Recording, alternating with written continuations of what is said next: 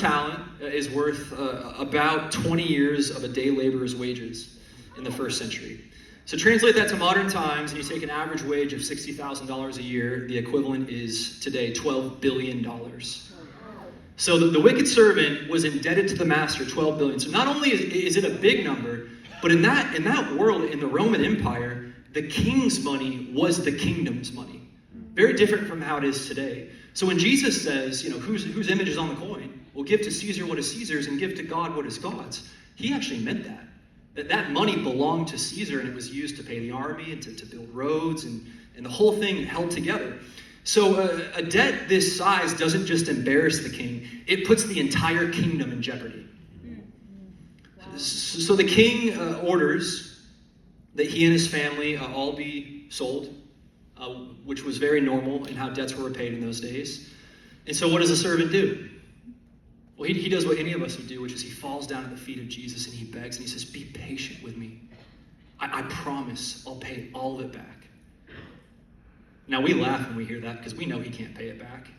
Not in 1,000 lifetimes. But by the way, sermon for another time, but this is what we do with religion. We try to pay Jesus back for the debt that we know we can't pay back, that only he could pay. Next, the king does something nobody expects, and I just think that these are some of the most beautiful words in Scripture. I love this. It says that the servant's master, the king, took pity on him. And he canceled the debt, and he let him go. Now, the Greek for that word pity, gosh, it's such a small word in English, but in the Greek it's such a big, beautiful, deep, meaningful word. The English just doesn't do it justice. It literally means in the Greek to be overwhelmed by compassion, to be moved so deeply, to be churned in the deepest part of your soul that it leads you to reckless, loving action. Beautiful. And what's beautiful is that this is the word, this is Jesus' word. This is the word that's used throughout the Gospels to describe the emotions of Christ more than any other word. Wow. It's uniquely his, attuned to the character of Christ. And Jesus drops his own word into the mouth of the king as if to point at who the king really is. Yeah. So, watch what the king does next. This is answering the question, what is forgiveness? 3 things. So number 1, he absorbs the debt. It says that he canceled the debt in Matthew 18:27. So here's the premise under the whole parable. When somebody wrongs you, it creates a debt. Yeah. Okay? Not a financial debt, but an emotional debt. And there are 2 ways in which the debt can be repaid. And the first way is you make them pay.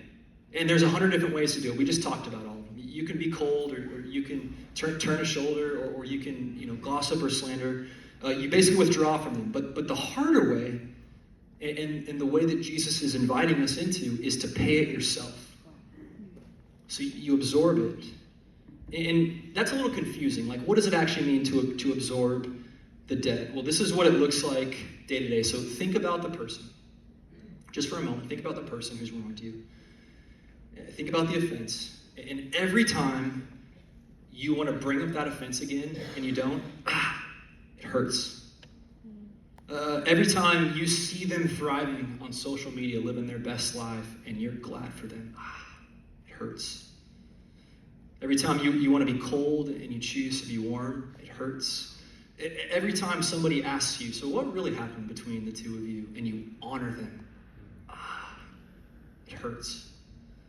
And slowly you are paying down the debt and the cost of what was done to you. That's the payment, and that's what it means to absorb it. So it's a new verdict over his life. It literally refers to a legal court ruling, and the gavel falls and he says, forgiven. I remember years ago, I was in a